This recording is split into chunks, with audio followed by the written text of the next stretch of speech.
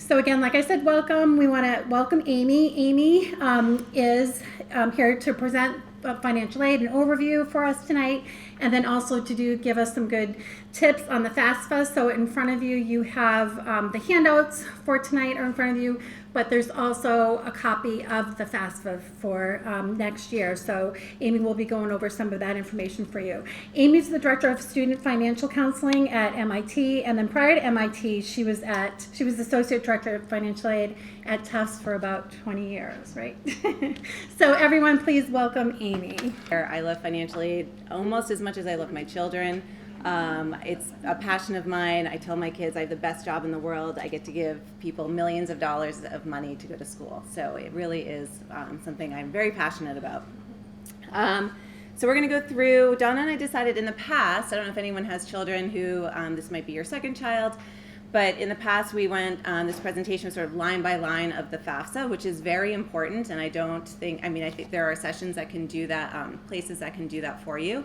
But I thought it would be helpful to do a little bit more of an overview of financial aid process, the other forms that are required, and what happens after you submit the forms. And then we will do a bit of a deeper dive into the Fafsa as well. So we'll talk about the types of financial aid, how to apply. Again, that deeper dive into the FAFSA. We're not going to go line by line because that'll take us about 3 hours, and I don't want to keep you guys here that long. I'm passionate about financial aid. You may not share the same passion, so I get that. A quick overview of the financial aid awarding, and then any questions that you might have. And I don't know how long that's going to take because sometimes it can be 2 hours, sometimes it can be an hour. It depends on how many questions you all have. How many in the room are parents of juniors? Juniors? Seniors? Oh, you're right in the middle of it all. Sophomores? Planners. I love planners. And students? Any students? Those are my favorite students. All right, welcome. All right, so I have these fancy notes, but I also printed them out because I'm old school. So I've got my notes here. So financial aid is money to help you pay for school. And there are three main types of financial aid. So grants and scholarships, that's the free money, that's the gift aid, and those are funds that do not need to be repaid. This is absolutely the best type of financial aid. This is you get that on your award, that's very exciting. Work study is something you'll hear a lot about. It's not applied to a student's bill, so you'll see work study on your financial aid award potentially, but it's not something that's going to help pay your bill. It's money that the student can earn over the course of the academic year by working part-time either on campus or doing community service off campus. The student will get paid through direct deposit via paycheck, similar to how you get paid for, exactly the same way you get paid if you're working at a grocery store, restaurant, something like that. Typically in Massachusetts, with our minimum wage, a student can expect to work maybe 4 to 10 hours a week to meet their work study award. It depends on how much money a school has awarded a student in work study. So let's say, for example, a school awards $2,000 of work study at a minimum wage of, say, $15. I'm using round numbers. A student would work about 4 hours a week over the course of 30 some odd weeks to earn that amount. So it's not usually a huge time commitment, but it can give really great experience for students. They can gain experience working, having that responsibility, getting a little bit of spending money to pay for maybe books for the spring semester, pizza, those types of things. And then same type of, so earnings from a co-op program or work study, those are all taxable, but they aren't included in future financial aid calculations. So they're excluded from the financial aid calculation. So federal student loans, that is also financial aid. Those are classified as financial aid because of their typically very low rates, and they have special repayment terms. So a federal loan option, for example, like the subsidized direct loan, that's interest-free while a student is enrolled in college, and then once they graduate, the interest rate right now is around 4 or 5%.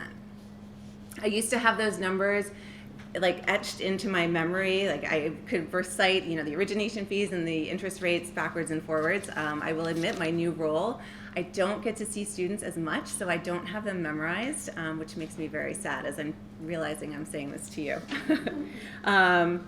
So student loans must be repaid. You will sign, as a student, you will sign a promissory note that says, yes, I promise to pay this loan back. I know we hear in the news right now there's a lot of programs out there to try to help students have some loan forgiveness, but in general, student loans do need to be repaid.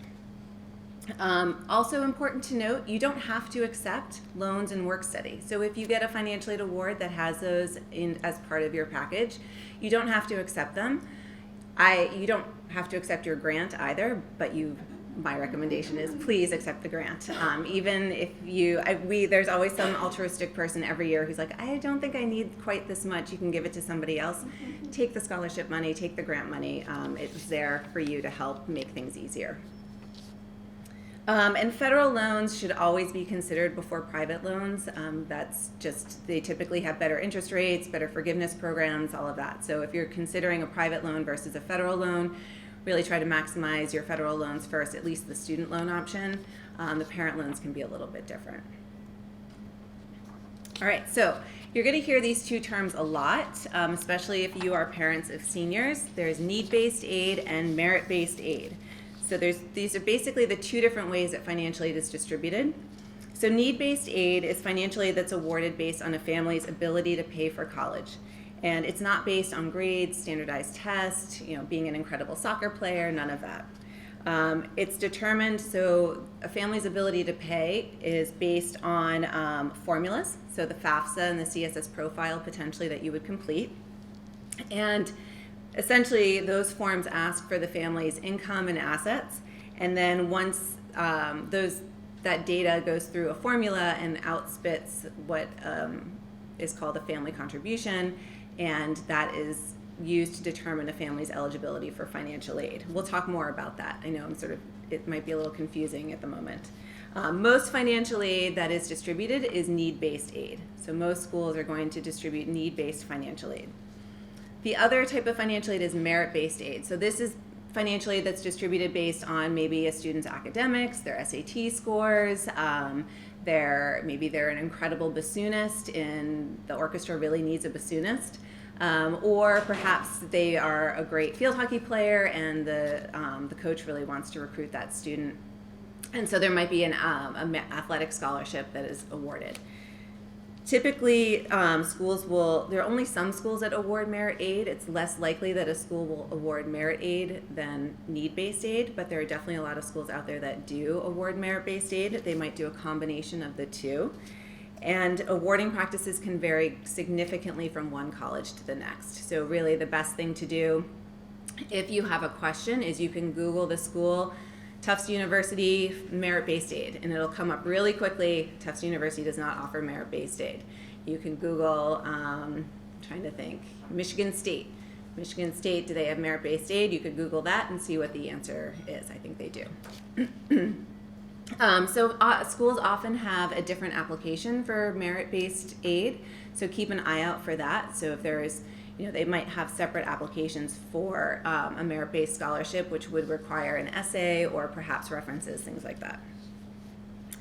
The other thing to keep in mind is that sometimes merit-based aid is tied to either doing that sport, if you have an athletic scholarship, or a certain GPA. So you need to maintain a minimum GPA in order to receive that scholarship. So if you do receive a merit-based scholarship, you want to make sure are there any parameters around this that I need to be aware of that my student needs to keep in mind. Not a tried and true test, but if you see the word grant typically means need-based. If you see the word scholarship typically means merit-based. Not always, but it's a good, somewhat of a good rule. All right. If I'm talking too fast, let me know. And if you have questions, I'm okay with you asking questions. I may say, I'm going to get to that later, but I'm also happy to answer questions as we go along. So how to apply. Each college has a different financial aid deadline for sure, and they tend to align fairly similarly between early action, early decision, and then regular action, regular decision. But you want to make sure you keep a list to keep track of everything. There's some really good trackers out there that can kind of remind you, hey, your application for UMass is coming up. Make sure you get that in on time. Typically, early action, early decision financial aid deadlines are now, so October, November timeframe. And then regular action, regular decision is typically in February. There may be some that are March.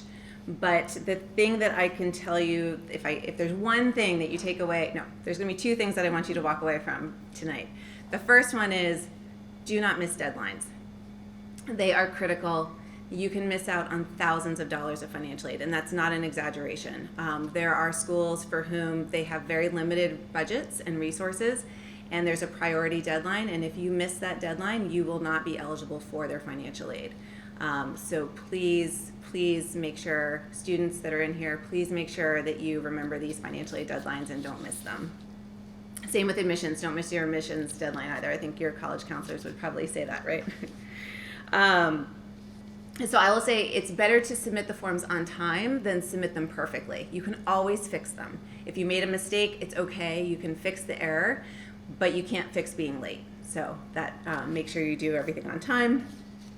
And colleges will also let you know if there's something that looks off, and they'll say, hey, this doesn't look right. Can you let us know what's going on? Maybe submit a tax return, etc. I need water. I have not talked in a long time like this. Am I talking too fast? No? Okay. All right, so what are the typical financial aid forms? Oh, it goes way up at the top there. Okay. So the first one, Fafsa. And this is the second thing I'm going to want you to remember. If there's only two things that you remember, this is the second one. So the Fafsa is free. It is the free application for federal student aid. You should never, ever pay anyone to help you submit the Fafsa.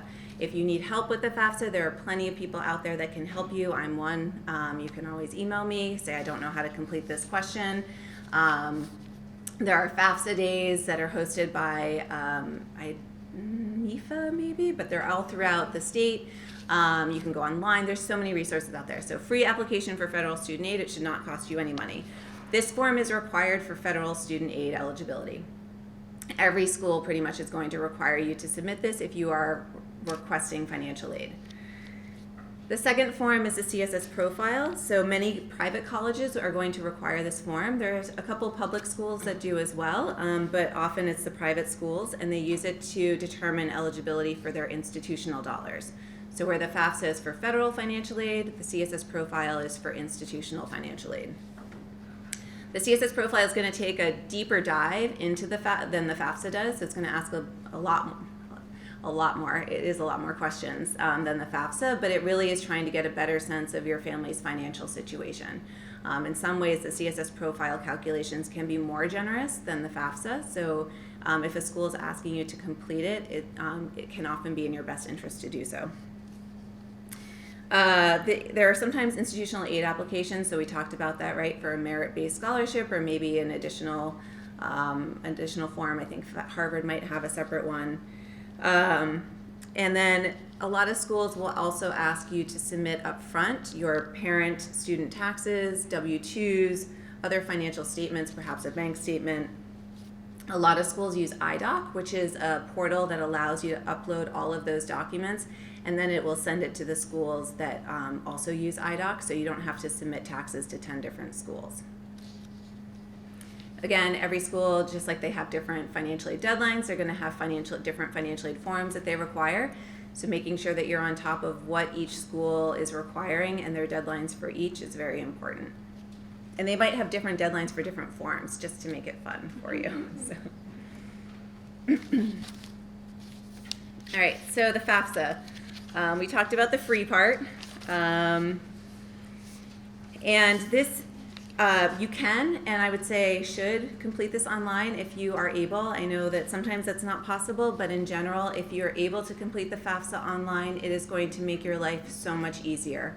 There's skip logic, so based on different questions that you answer, it's going to skip a lot of other questions. It's going to save the information from year to year so that you don't have to, because you have to submit the FAFSA every single year.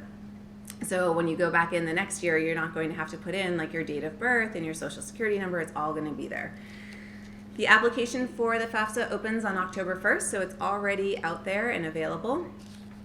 You can send the FAFSA to 10 schools at a time. So if I was one of those kids that applied to like 15 different schools. And this was before we had technology in the way. I mean, I truly did use a typewriter for some of my applications. I'm not joking.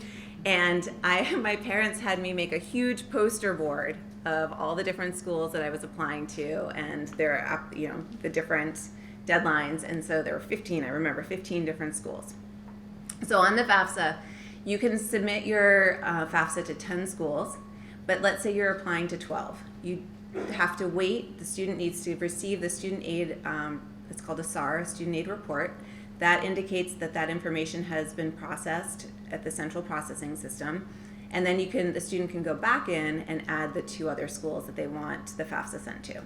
So thinking about that, think about deadlines, right? That's going to take a little bit of extra time. So don't submit the FAFSA the night of the deadline, right? You want to give yourself about a week, at least a week prior, or if not a month prior. Also to note, colleges can't see what other schools you've submitted a FAFSA to. So it used to be that they could, a long time when I was doing this, maybe 10, 15 years ago, you could see what other schools you had sent a FAFSA to, but that no longer applies. So in order to start the FAFSA, a student needs what's called an FSA ID, and both the parent and the student need an FSA ID to sign electronically the FAFSA. If you don't have one, you're going to have to print out a signature page, send it in. It's going to get lost in the mail. You're going to have to do it 3 times. So get an FSA ID. You can do that now. If you could, you could do it tonight if you wanted to. It doesn't mean you have to submit the FAFSA now, but it does allow you to get that FSA ID in place. Sometimes parents and students can have a little bit of trouble getting that together. So to give yourself some extra time, get that out of the way, I would recommend doing it as soon as possible. The other piece of the FSA ID, you're going to need that to log into the FAFSA in future years, to log into other federal aid sites. So make sure you store that username and password, or that FSA ID and password someplace where you can access it in the future. Sorry, I am getting over a cold, so it's part of my, not COVID though. Okay, let's see. Sorry. Okay, so once you're into the FAFSA, there is this awesome tool called the IRS Data Retrieval Tool, which will, excuse me. I have cough drops. 1 second.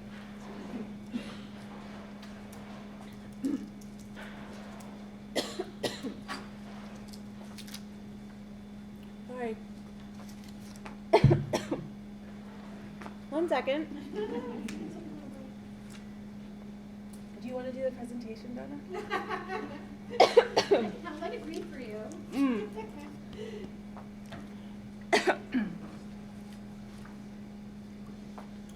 All right, so the data retrieval tool.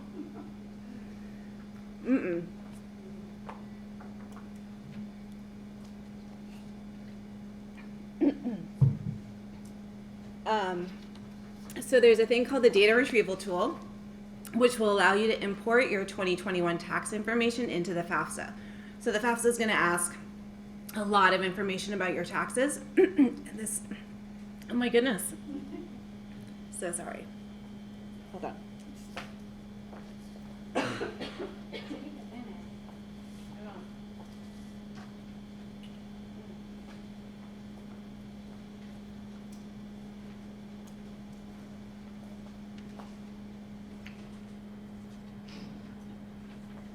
I need one of those like sprays.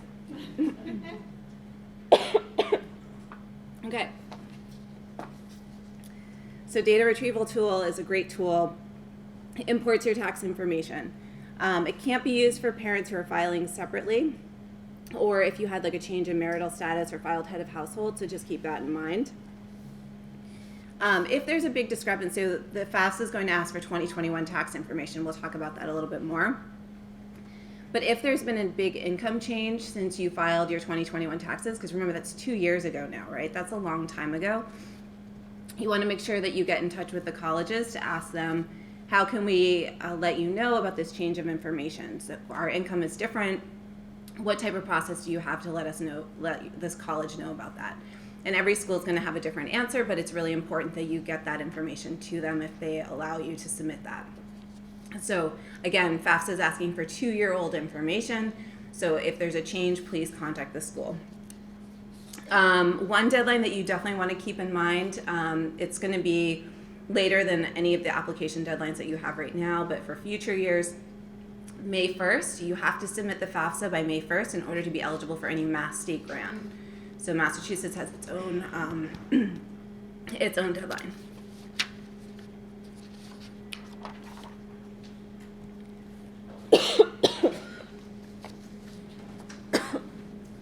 Hold on.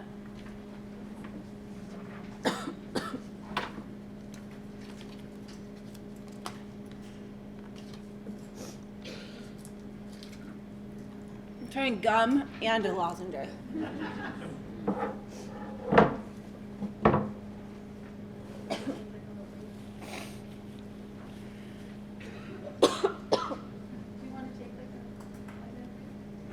I think I'm okay. I think. Yeah.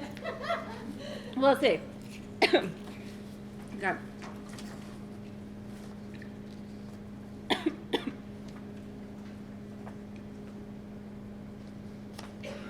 Let's see where I'm at.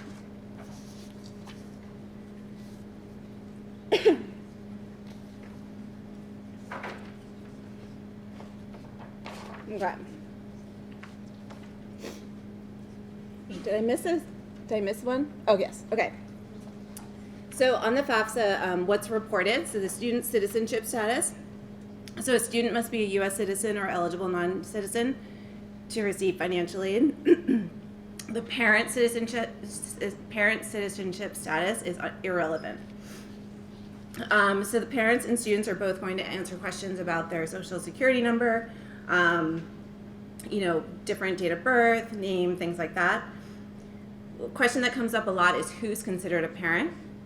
So if parents are married, it's both parents. If parents are not married, but they live together, both of their information will be reported on the FAFSA. So when I say parents, I mean biological or adoptive in this situation. And that does include same-sex parents. If parents are divorced or separated, the parent with whom the student lives with more in the past 12 months is the parent who's going to submit the FAFSA. And if that parent, that's called the custodial parent. So if that parent has remarried, that spouse is also going to submit their information on the FAFSA. This is always a little bit of a moment. If you have questions about that, I'm happy to answer them. And if the time spent between both parents is even, then the custodial parent is the one that provides more financial support. Okay. So it asks for income. We talked about that. 2 years old, tax information, untaxed income like child support received, something like that. It also includes assets.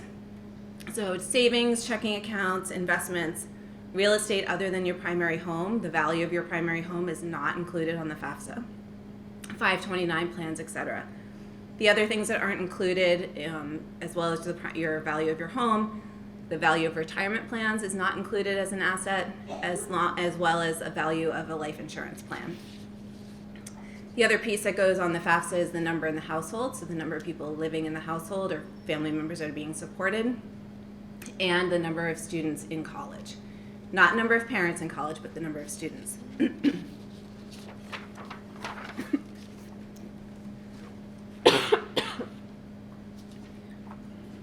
So the type of documents that you're going to want to have and information that you're going to want on hand when you're completing the FAFSA: social security number for both the parent and the student.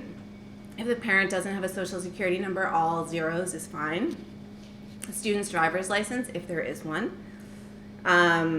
Alien registration number if the student is not a U.S. citizen. Again, 2021 federal tax returns, you're going to want all of that unless you use the data retrieval tool, which will help you out immensely. W-2s are important, or 1099s if you have any of those. Any records of untaxed income from 2021, so child support received, retirement contributions, that's on your W-2, veterans non-education benefits, and then the values of those checking accounts and savings accounts. So you might need bank statements, and so you want to gather all of these documents before you sit down to do the FAFSA. And you're also going to need all these documents for the CSS profile, so you'll need both of them. Any questions so far? Yes?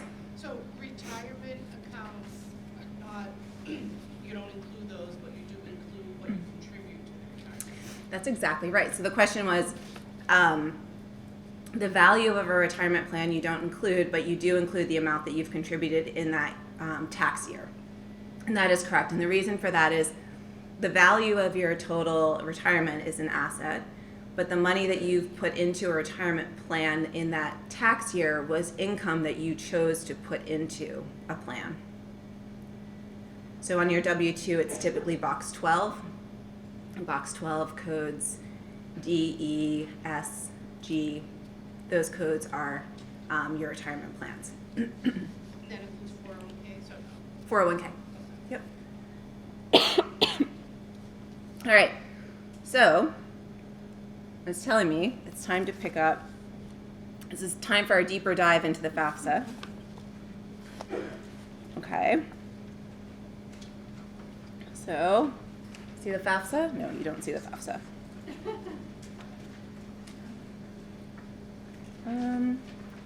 Donna, how do I get them to see the FAFSA? So I decided not to go line by line on this, but I did highlight certain questions that I thought were either important or we tend to get questions on. So you can jot down notes if you want on your own. You each have a printout of this. Not only do you have the FAFSA, but there are pages of instructions, both prior at the beginning and at the end of the FAFSA, that can help you. They'll reference like text where you can go and get additional information on certain questions. So of course, the first one, so first thing to note, you're filling this out for the student first. So this is all the student's information. So student name, student social security number, not parents. That happens a lot, you'd be surprised. So driver's license, now again, this is student's driver's license, not parent's driver's license number. Email address. This is important because this is where all the communications are going to go. So I know we all get gajillion emails a day and we can't keep up with them. And I know students have a gajillion emails a day and don't like to check email. But, I'm stand to be corrected. So, but email is really important in this process, especially admissions and financial aid, because that's how the schools are going to communicate with you. That's how the federal government's going to communicate with you. So you want to make sure that you're checking your email during this time. Are you a U.S. citizen? For many, it's going to be yes.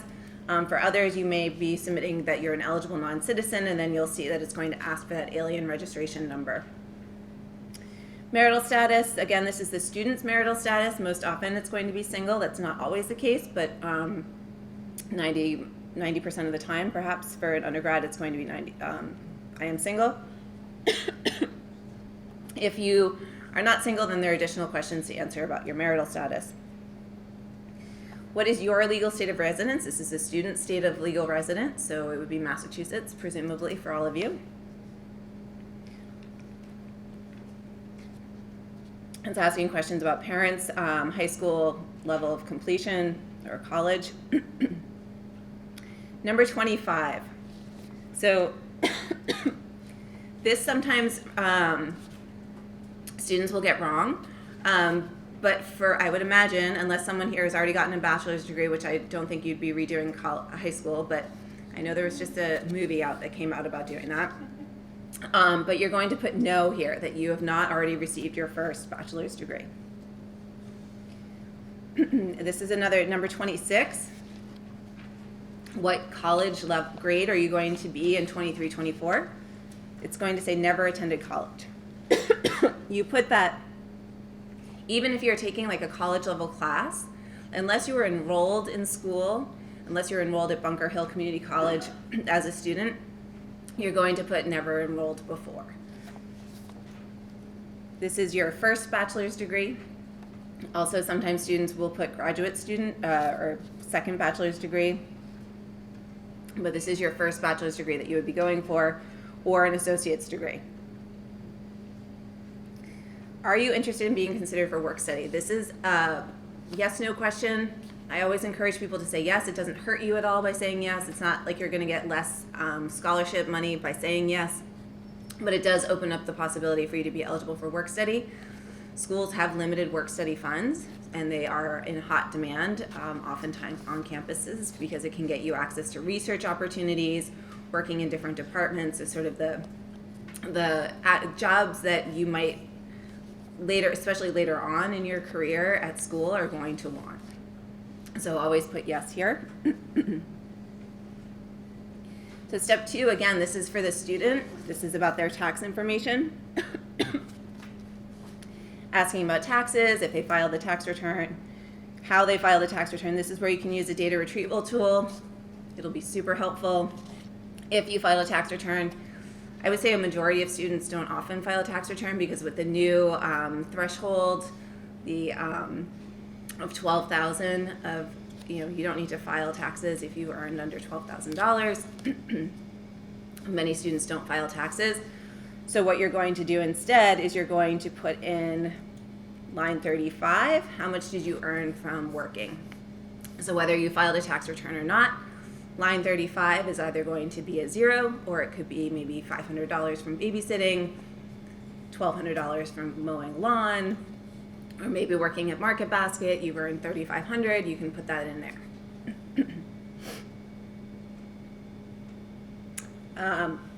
37, 38, 39, this is asking about investments and assets. Yes?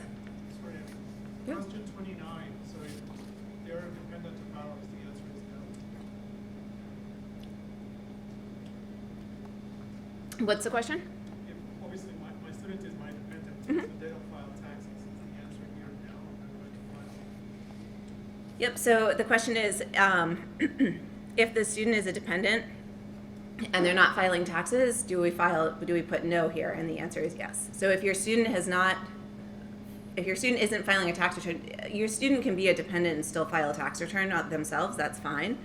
But if they're not filing a tax return, that's also fine, and you would just answer no there. Okay. This section 4, I'm skipping over a lot of things that aren't typically relevant for students. Untaxed income, again, not typically relevant except for this last one. So letter I, so we're on question, 41I. Money received or paid on your behalf. This includes money that you've received from someone who's not on this form. So if you receive like 529, let's say there's a grandparent that is making payments towards college. So it wouldn't be relevant necessarily this year. Or maybe you have a grandparent who's paid for high school tuition. That would be money that was paid on your behalf. But again, remember, this is talking about 2021. So it's not this year, it's from 2021. And so you have to kind of keep that in mind.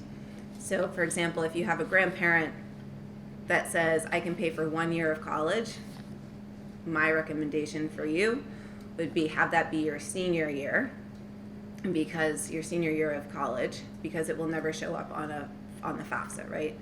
So if it's asking for money that was paid to the student or given to the student 2 years ago, essentially. This is always a confusing one. Yep. I have a question regarding the legal child support agreement. Mm-hmm. Are we still on the student application? Yep. So this is still this student piece. Right, because if the parent is receiving child support, Mhm. then that would be under the parent. Exactly. Okay. Exactly. So these questions are all going to be asked again for the parent. Okay. And that's where it's going to be typically most relevant. Okay. So this next section, step 3, this section is really about what they're asking a bunch of questions here.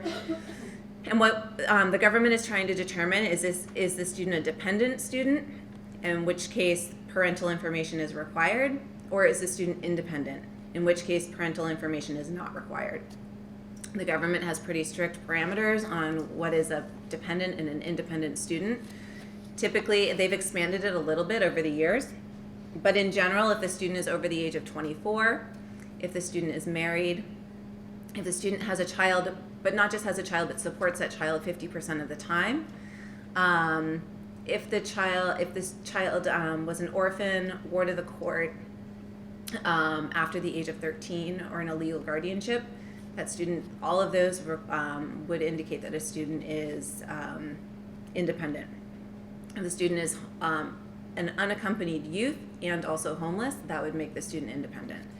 So they're pretty strict. If you have any questions about them, there's a whole about if you would qualify or not. There are more specifics at the back of the FAFSA. All right, step 4 is when we get into the parent information. So now we're asking, now this is all about the parent, no longer the student. As of today, so this is the important part of this question, number 55. As of today, what is your marital status? So not 2 years ago, but today. And this is a question that can't be changed. So while you can make corrections on a lot of things, if you, let's say you are married right now, and then 6 months from now, you and your spouse separate, you cannot change your marital status for the 23-24 academic year once you complete this FAFSA. You can contact the school. Some schools, typically they're pretty strict about it because we're not supposed to change that information. If there was truly an error made, a school can override that, but in general, you'd have to wait until you file the FAFSA the following year to be able to change marital status. So if something's about to happen, you might want to wait to complete your FAFSA. The other thing I will say is once you, like we talked about before, I've had students for whom their parent had been single all through college, and then their senior year of college, right before they started their senior year, the parent remarried, and that step-parent is now absolutely required to be on the FAFSA. So I would always recommend, if you're thinking about a remarriage at some point, maybe perhaps postpone that until after the FAFSA is completed. Perhaps. But love is love, and you don't want to get in the way of love. So. Excuse me. They only ask for one parent or for both parents? So this is where, so the question is, do they ask for one parent or both parents? So in some cases it's both parents, in some cases it's one. So if parents are married, it's both parents. If they're adoptive, biological, same-sex, it's both parents if they're married. If the parents are unmarried, but they're, again, biological adoptive parents are unmarried, but they're living together, both parents' information is included. If the parents are divorced or separated, you are only putting in the information of the custodial parent. The custodial parent is typically the parent that the student lives with for the past 12 months. If the student goes back and forth, switches 1 week at mom's, 1 week at other moms, or back and forth on a day-to-day basis, then you would put the parent that supports the student most financially. And if, again, that's completely equal, then you just pick a parent. So, Social Security number, again, this is the parent Social Security number, both of parents, if both parents are filling this out. If the parent doesn't have a Social Security number, you just put all zeros. Parent's email address, again, you're going to get a lot of communication through email.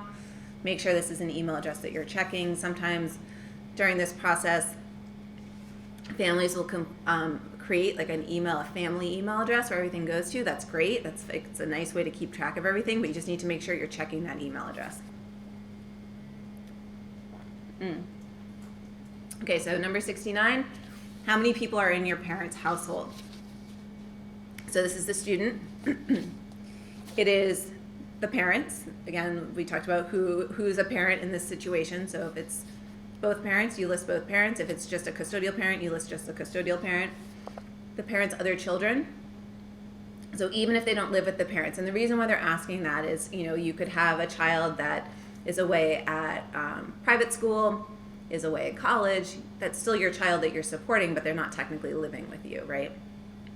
So you would include those people in the household, as long as they're providing more than half of the financial support.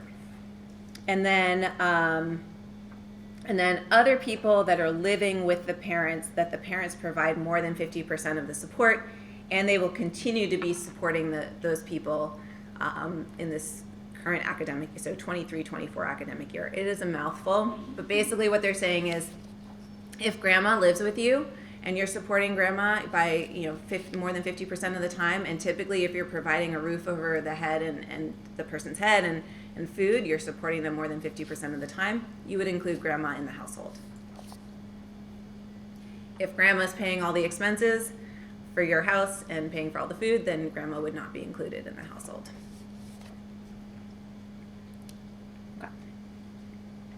Okay. Number 70 again is asking for how many people in the household. So again, you just listed all the people in the household. How many of them are going to be undergraduate student or going to be college students in the academic year 23-24? So you always put 1 if you're filling this out for the student, because the student is 1. You do not include the parents. And you need to include people that are going at least half-time. So if grandma's going half-time to school, grandma could be included. School may decide not to use that number, but you could include it.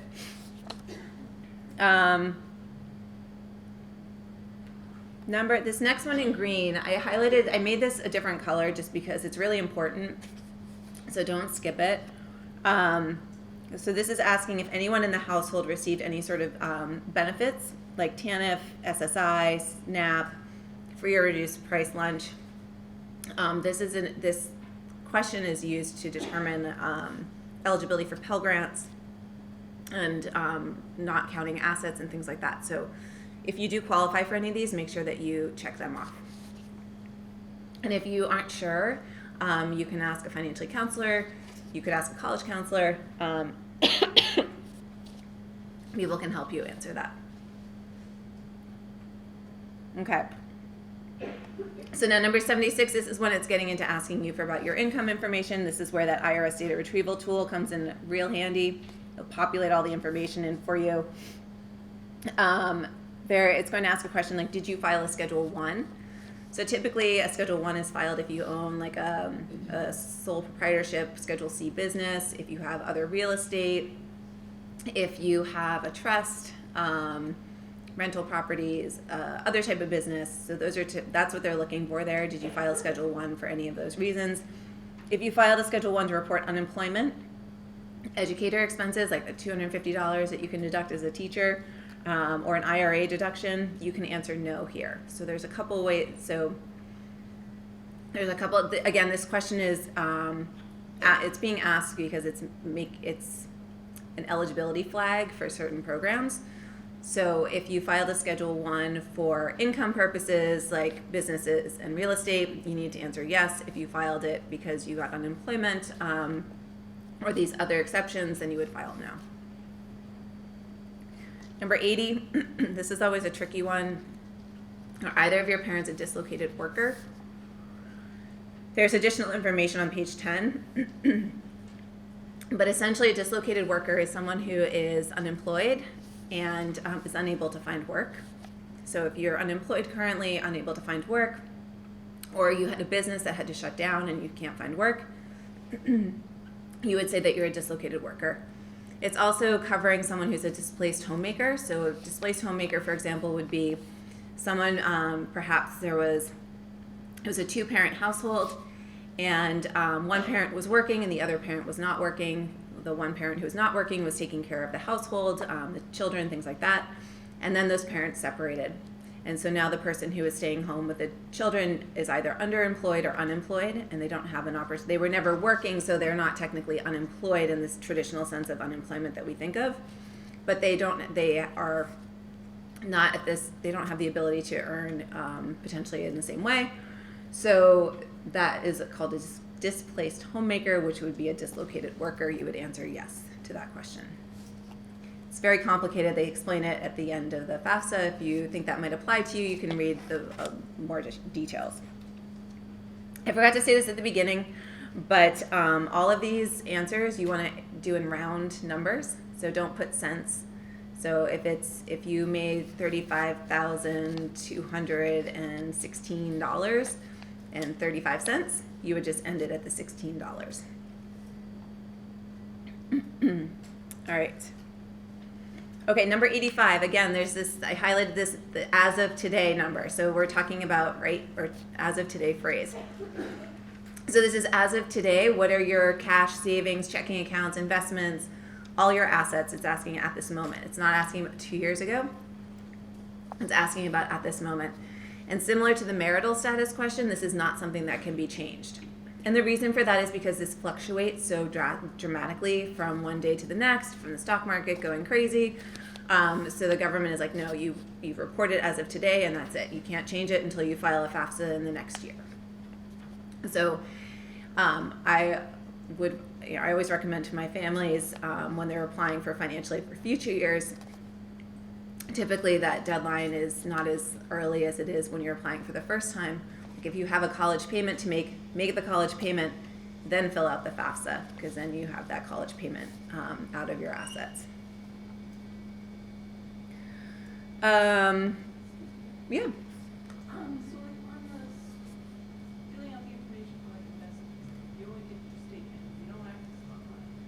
Can you pick like a September 30th statement, or how can you, it's hard to get exactly today's. That's a very good. So the question was, you get a monthly statement for your accounts. How do you know exactly on, you get like on September 30th, you get your balance statement. How do you know exactly what your amount is on, September 15th? It's your best guess. I mean, your best. It doesn't, again, we're not talking like cents here. We're talking about in the thousands. So like rounding up to the nearest hundred is fine. And again, your best guess. Assets don't play a huge part in these formulas. So it's not, it's important to be as accurate as you can be, but it's about a 5% contribution rate from assets. So if you have $100,000, the contribution from assets that can be used for college is about $5,000. So you can see that difference there. And there's other sessions that I've done that really go a deep dive into the formulas that talk a lot about asset contributions and income contributions and how those are different.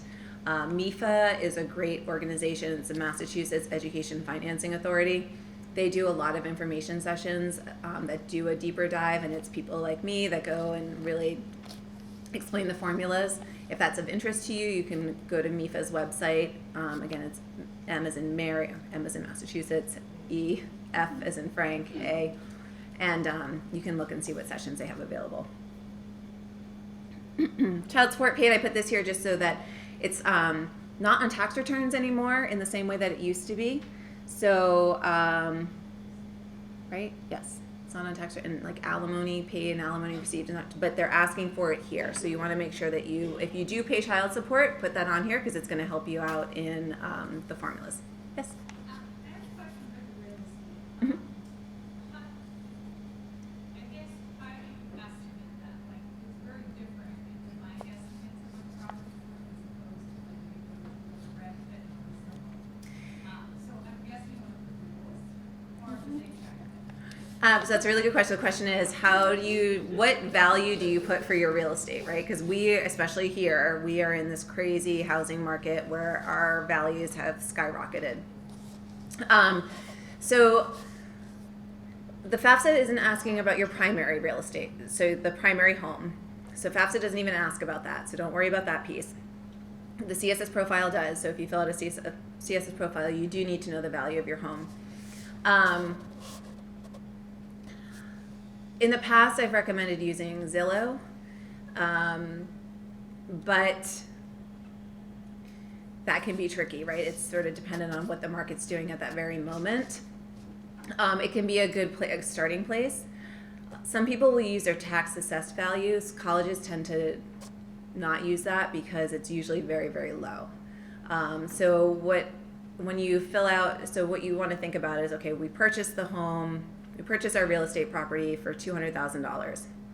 It's 20 years later. The value is now saying it's $1 million. Well, is that really reasonable? Maybe it's closer to 800,000, something like that. So you want to do like sort of a reason of what do you think you could sell the home for reasonably? Because 6 months ago you might have been able to sell it for $1 million, but now the interest rates are 7%, so maybe you'd only be able to sell it for $800,000, right? So I think you just do your best guess.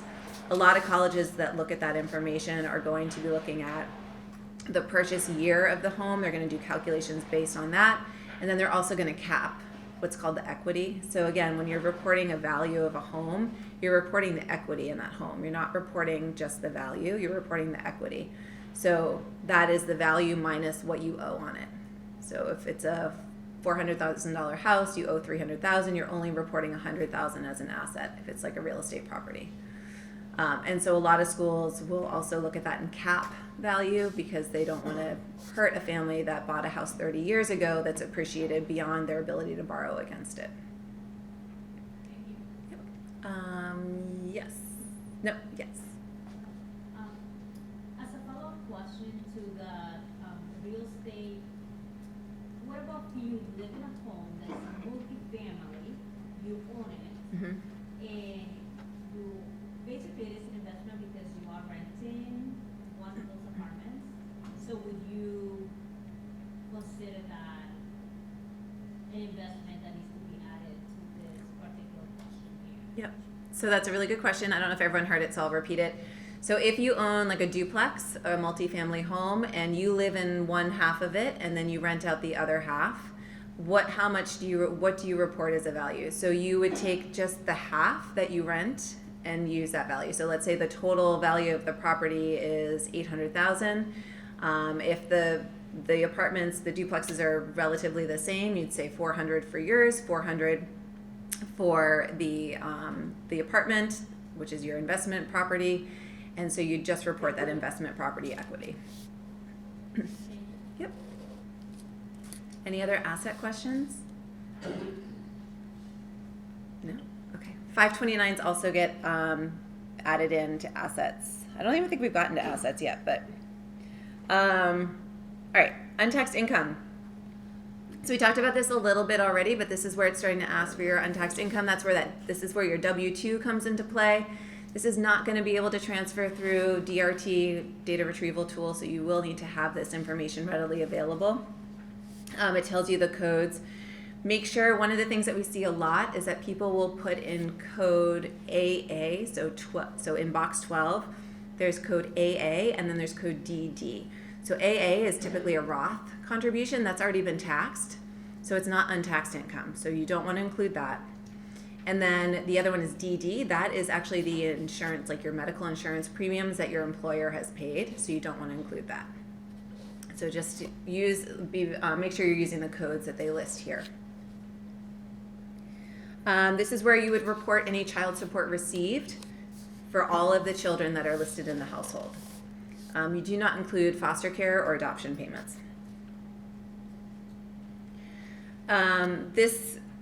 So 89E, untaxed portions of an IRA distribution and pension. So this is, you have to do a little math here. So you take a couple lines and then you subtract a couple lines from it. The one thing that I want to note is that there was a period of time, especially where rollovers, there was like some benefits to doing rollovers. There were tax benefits. The government was not taxing in the same way. So if you had a rollover, even though it's showing up as an untaxed, it'll show up as untaxed IRA, you're going to put a 0. And the school will often require documentation of that. So you'll have a 1099 that will show that information, that it's a rollover. It'll come like a 1099, it'll have an R next to it. Okay. Okay, step 5, we're back to students now. We're back to the student. And it's asking the student how many people are in your household. So this is only if the student has they remember that list of questions where I said they're trying to determine if you're dependent or independent. In a lot of cases, students are going to answer no for all of those. If you answered yes to any of those, that means you're independent. And then they're going to start asking you information about your household. So it's not as common, so I'm going to skip through this, but if this might apply to you, you can come up and ask me about it later. All right, so step 6, this is the where you put in the colleges that you want to send this information to. So this is where those 10 colleges come into play. the part that I wanted to note here, so and there's like a college search, it'll come up, and every college has its own code. I haven't memorized MIT's yet, but I still know Tufts, it's 002219. So every school has its own code. Housing plans. This is important. So you want to make sure that you list if you're going to be living on campus, off campus, or with a parent. Because there are different, colleges use different budgets for those answers. So that's important, right? So if you might be going to say Bunker Hill, and you're going to be commuting, you'd want to say you're living with your parent. But if you're going to maybe UVM and you're going to be living on campus, you'd want to put that you're living on campus. Yeah. You said here's where you listed 10 colleges, but there's only room for 4. Is it a drop down if you're actually doing it in the computer? Yes, it's a very good question. He's like, you said there are 10, but there's only 4 here. So what's up with that? So online, there is the ability to put in 10. If you're doing this a paper form, again, another good reason to do the online option. If you have the paper form, you're going to have to, I think there's probably instructions on what to do, but it's going to be a little bit more complicated. Okay, so step 7, this is where, again, electronically, that FSA ID that we talked about, this is where you're going to, question in the back. The amount of aid you might be eligible for is affected by the order of the school already? No. So the question is your financial aid eligibility, does it change based on the order that you list colleges in? And the answer is no, because colleges can't see that you listed. Now, a long time ago, there could have been an argument made that maybe that did happen, but colleges can no longer see that. So again, this is where the FSA ID comes into play, and you would need to pull that password up, and both the student and the parent need to sign the FAFSA. And this happens a lot where just the student will sign and the parent won't sign, and it will reject the FAFSA. So make sure that both are signing. Yes. I'm sorry. That's okay. No, don't apologize. Another question. If I reported the 549 investments under the parents, and the same question is asked under the student, it should only be reported once, correct? Yes, so this 529 plan reporting is a little, it's a little less intuitive, I think. So, and the rules have changed multiple times. So the 529 plan, whether it's owned by the student or it's owned by the parent, is reported as a parent asset for all the students. So you're going to report, if you have 4 children and you've set up a 529 for each of those students, you're actually going to report the total value of all 4 of those on this one student's application. Because the reason for that is that if you are the owner, you can change the beneficiaries at any time. So you could change who is the beneficiary of that 529 plan. From the student perspective, the reason why they change that is because the student contribution rate from assets is a lot different than the contribution rate of assets for parents. So remember I talked about that 5% contribution rate for parent assets. For students, it's actually 20%. So as a benefit as a recognition of that you just don't know, like that's not something you would know when you set up a 529 plan for your child 18 years ago potentially. So they said any 529 plan that a student is beneficiary of or the student is an owner of is reported as a parent asset, unless the student is independent. That's the only difference. Yep. Yes. Yep.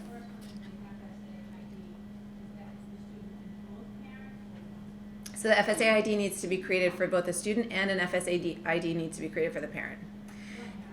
One parent, yeah. But so where the parent doesn't need the FSA ID to log into the FAFSA, the student does, so they won't be able to get in without that. The parent only needs it to be able to sign the FAFSA. And the second question is I'm doing this online.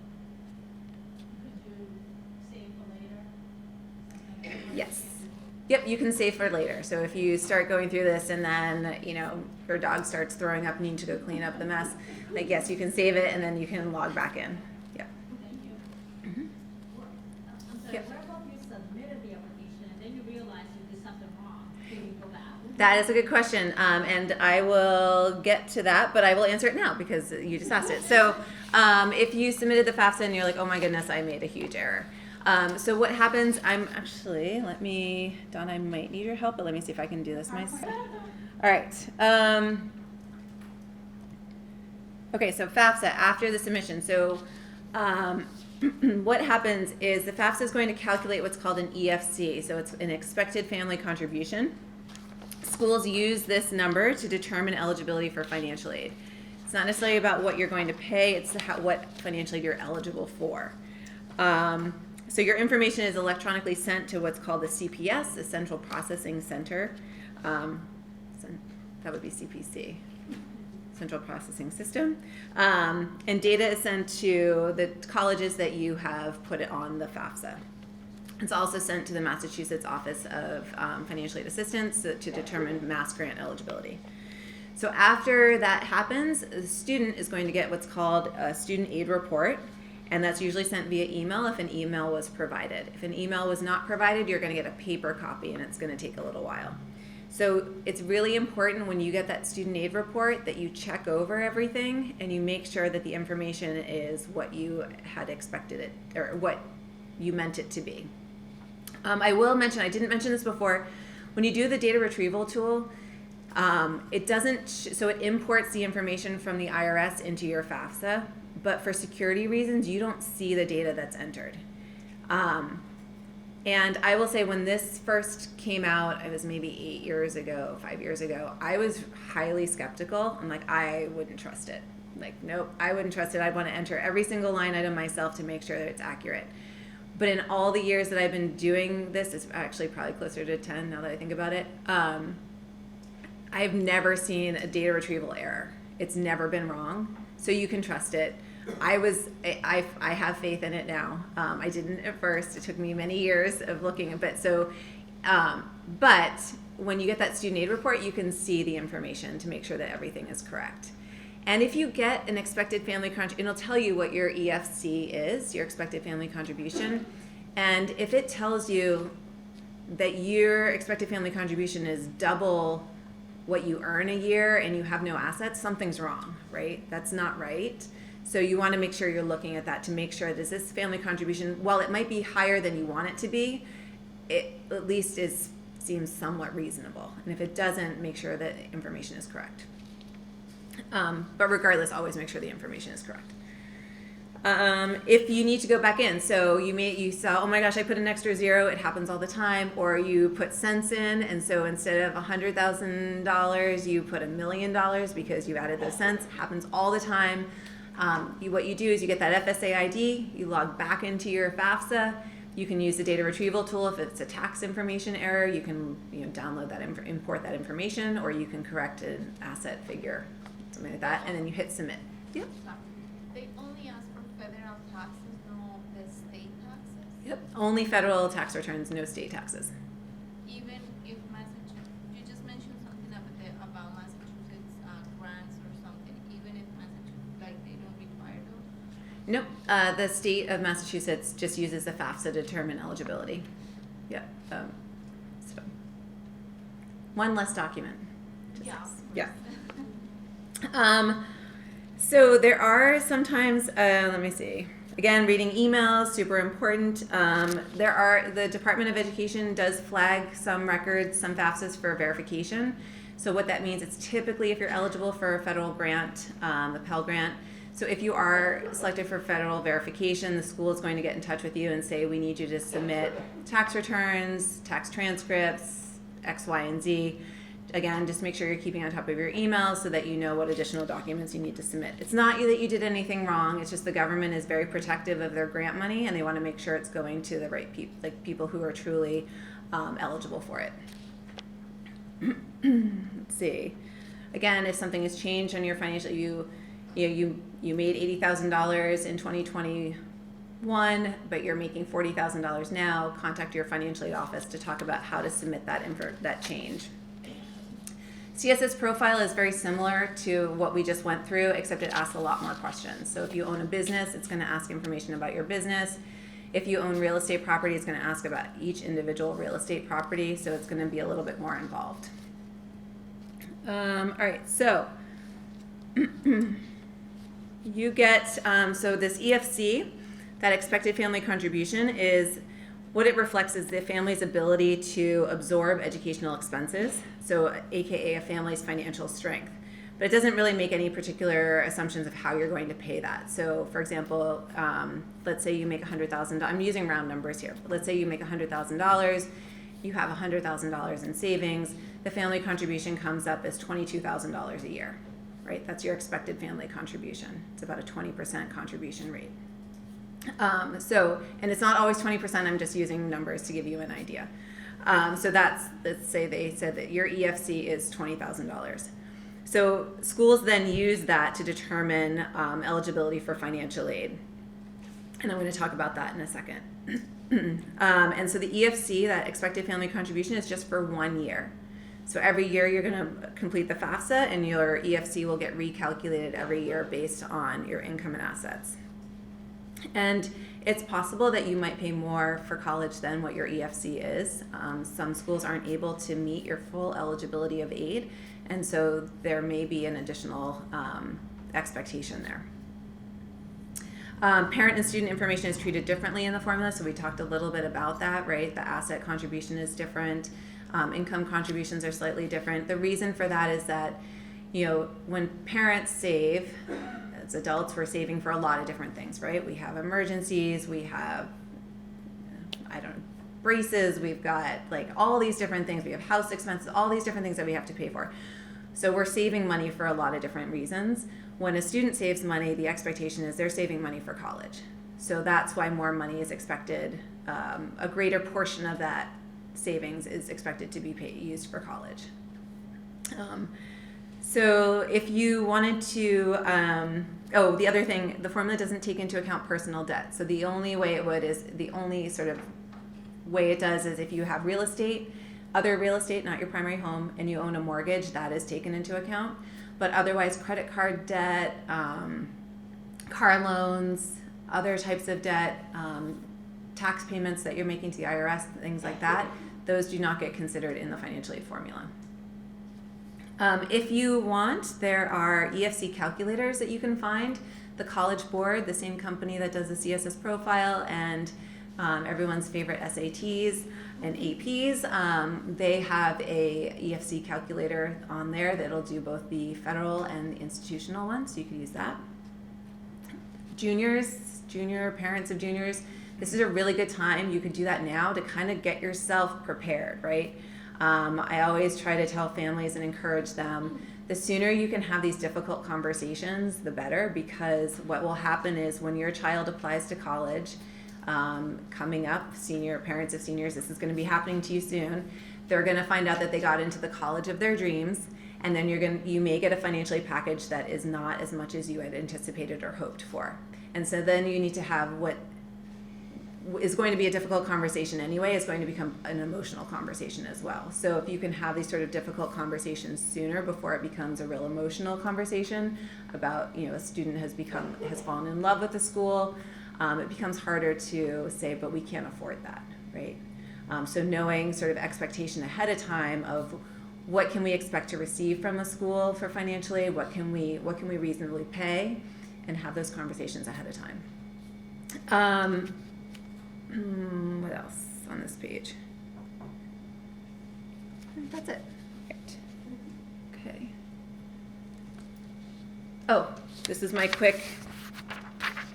attempt at being fancy with PowerPoint here. So, quick financial aid. So I talked about the EFC is used to determine financial aid eligibility. So what happens is a college takes the cost of attendance.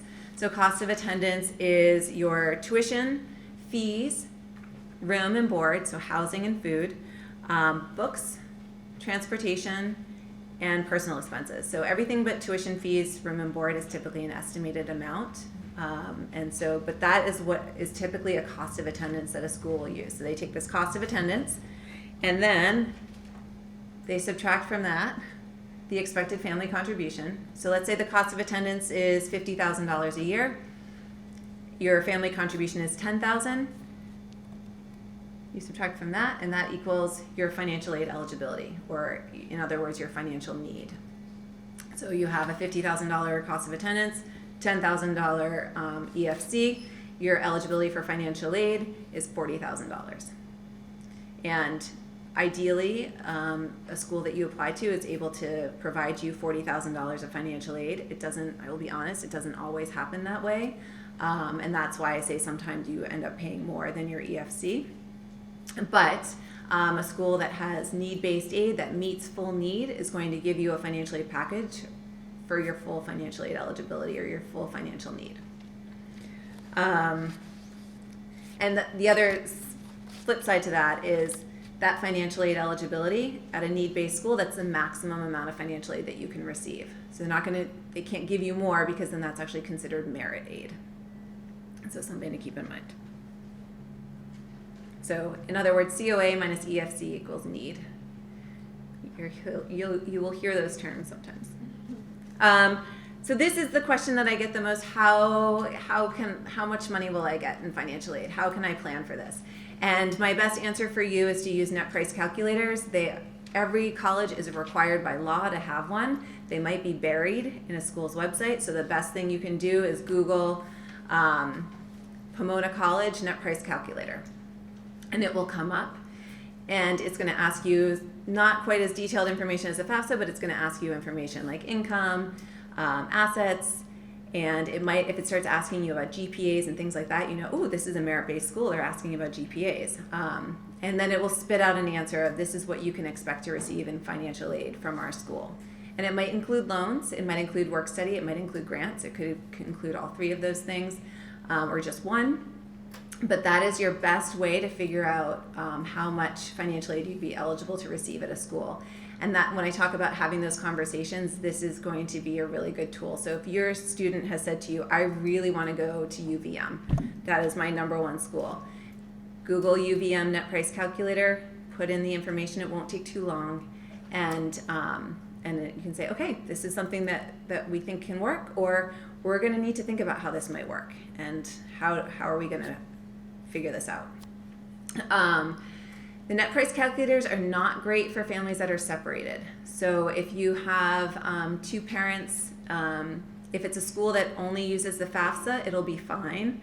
If it's a school that requires a CSS profile that also requires, so the CSS profile does require non-custodial parent information, then it's not going to be as accurate. You basically want to complete two net price calculators, one for each parent, and combine those to come up with what you might be like what your family contribution might be.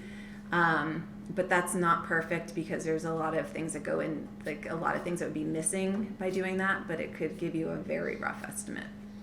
It also doesn't work great if you own businesses. So a few caveats to that.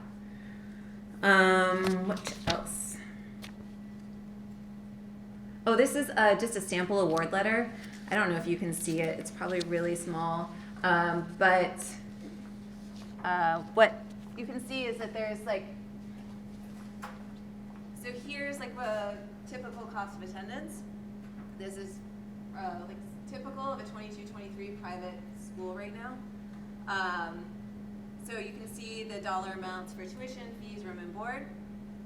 And then on the far right-hand side, you'll see a parent contribution and then a student contribution.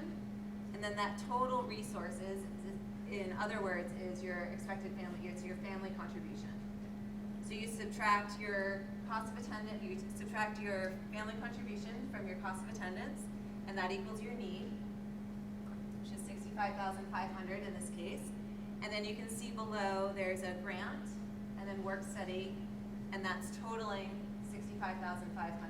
So the school is meeting your full financial need with a grant and work study. So just a really quick example. I had never seen one of these before I applied to college. I was the first in my family to go to college, and none of us knew what we were doing. And they didn't have sessions like this one back then. So this is, but maybe you can see it in I don't know if you can see it in the outlines or handout, sorry. This is, it's called I just put it in here because you might get these. They're called college financing plans. Some schools do send these out. What it does is it does similarly, it breaks things out into loans, scholarships, grants, federal versus institutional. I can't see that on here, so I'm sure you guys can't see it either. But essentially, it's outlining the financial aid that you're receiving, but what it's also telling you is your net price, right? So technically, if you have a loan as part of your financial aid package, that's money that you need to pay back. Not technically, you need to pay that money back, right? So that's adding to your total net price of school, right? So where your family contribution might be $65,000, but if part of your financial aid is a $10,000 loan, then your net price is actually, if your financial aid is $65,000, but there's a $10,000 loan, your family contribution actually just increased, your net price increased by $10,000. So that's what this is supposed to show you. So they add like loans and work study as part of your net price. I just put it in here. It's kind of, it can be a little confusing, but a lot of schools use this. Helpful links, Fafsa.gov, absolutely the number one. The two things I told you to walk away with are, does anyone remember? Meet your deadlines. And what?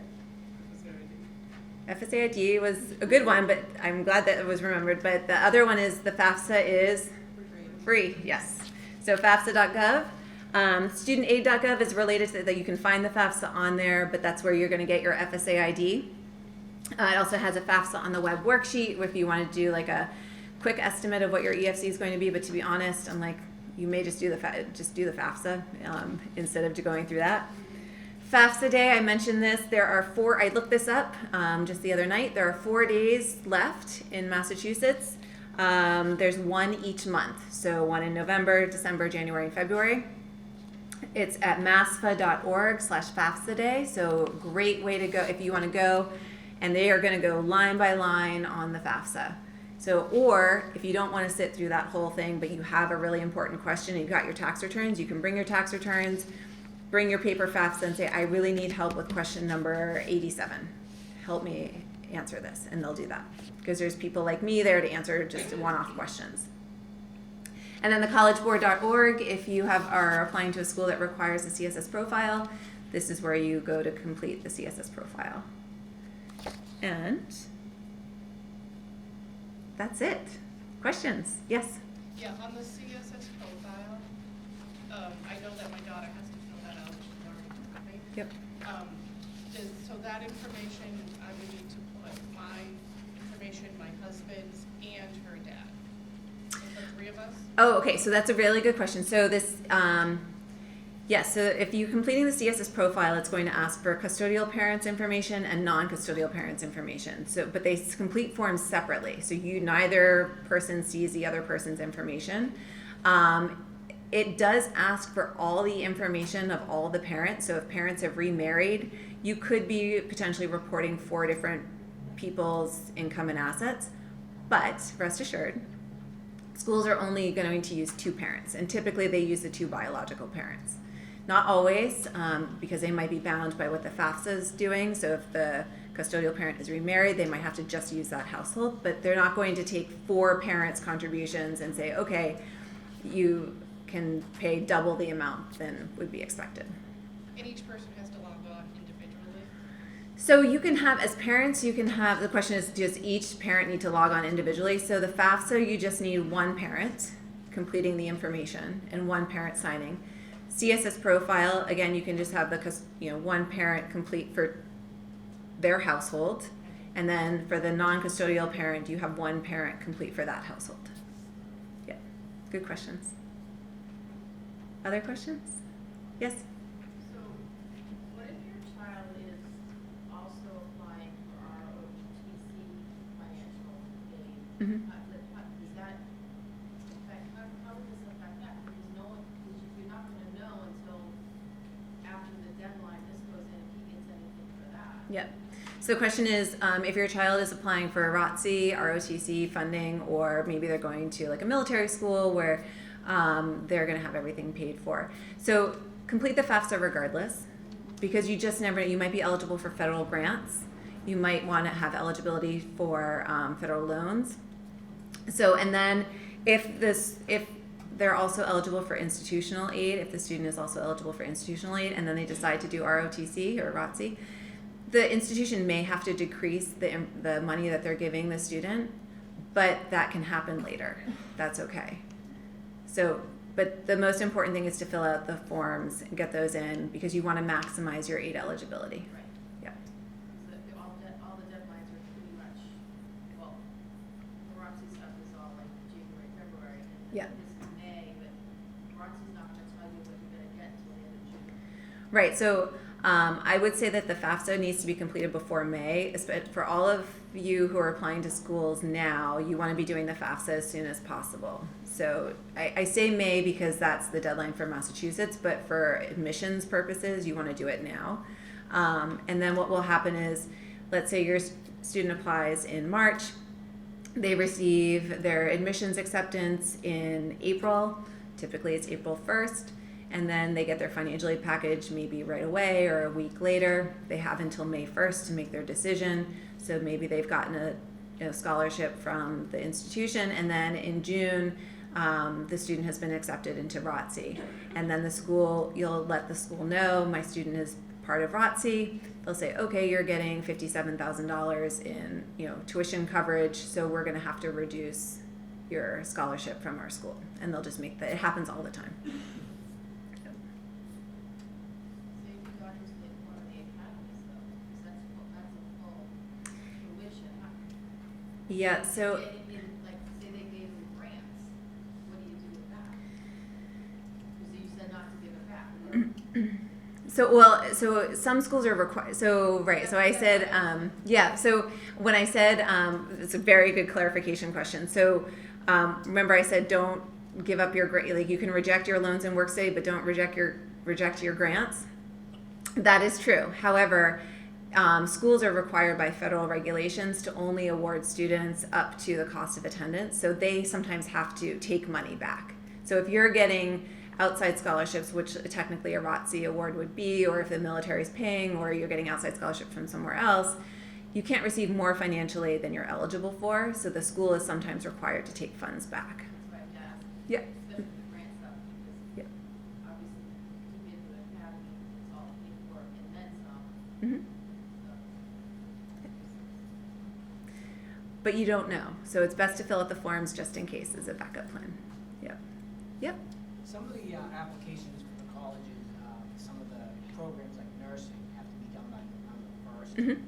Does this have to be done at the same time or prior to that, or can this be done at a later date? So the question is, admissions deadline is November 1st. Does the financial aid, does the FAFSA have to be done by then, or is it a different date? So the school is going to have their financial aid application deadline. So it's typically after the admissions deadline, but I don't want to say that for sure. So you're going to want to check the financial aid deadline for that program. Yep. But again, presumably most of us have completed our 2021 tax returns at this point. So you have all the information you need to be able to complete the FAFSA now. So even if your deadline isn't until March, or maybe it's November 15th, you can do it now and just get it out of the way and be done with it. So we're talking here for senior students, right? When you say fill it out, not junior. Right, juniors, yeah, you don't need to, I mean, you could, but it'd be a lot of work. Yeah. Mhm. Thank you so much. You're welcome. Any other questions? So, schools, so we're filling based on 2021, Mhm. typically they would ask for 2022, but there's going to be So the question is, you're putting in information for 2021 taxes. Do schools ever ask for 2022 tax returns? So typically a school, if they're asking for tax returns, they're asking for 2021. However, if you are indicating that there is a change in financial circumstance, so your 2022 taxes are reduced, then they're going to ask for 2020, they're going to ask for confirmation of that. So that's when you would submit your 2022 taxes. But every year that you're filling it out, you're submitting 2 years prior. Yes, every year you fill out the forms, you're submitting 2 year prior. And that's the same for CSS profile. Yep. Other questions? Oh, yep. I would say the IT, it takes about a week to get it, like the. It can, I mean, it can be instantaneous, but it can take some time. So I would recommend getting the FSA ID. So I would just plan on additional time. What I was saying is for the week was if you are submitting to more than 10 schools, that it can take some time. So if you're submitting to 10 schools, but you need to submit to another 5 schools, it can take about a week for that first 10 to get through, to get your student aid report, and then to be able to log back in to add the other 5. Whoever has to log in separately, correct? And you get that, the FSA ID. Right, so the student and the parent each have their own separate FSA ID, exactly, yep. Yep. So when you're adding those additional colleges, so you did 10, and then you have like 2 others you want to do, you then delete all the 10 after you do that? Is that how you work? Yep, so if you need to add additional schools, you would just delete you don't have to delete all 10, but you could let's say you need to add 5 more, delete 5 of them, add those 5. And if you need to make corrections and you have more than 10 schools, you're going to need to remember the 10 schools. So the original 10, add those back, submit the corrections, and then add the other ones. So just, yeah. But it's okay. Schools will work with you on it. It's okay. Yes? Just one quick question. I have, like, if I have my own FSA ID, whatever, Mhm. for my, like, son, back at school Yeah. myself, would I still use my same ID? Yes. And then she'll just get her own? Yep. You can use the same. So if you already have an FSA ID, you can use, as a parent, you can use that same one. Yep. I don't think it'll let you create a new one, actually. Yeah. Can you use the FAFSA for like if you're applying to out-of-state colleges? So the question is, do you complete the FAFSA if you're applying to out-of-state colleges? Absolutely. So every college is, if you're applying for financial aid to any college, you're going to want to submit a FAFSA to them. Yeah, good question. Yes?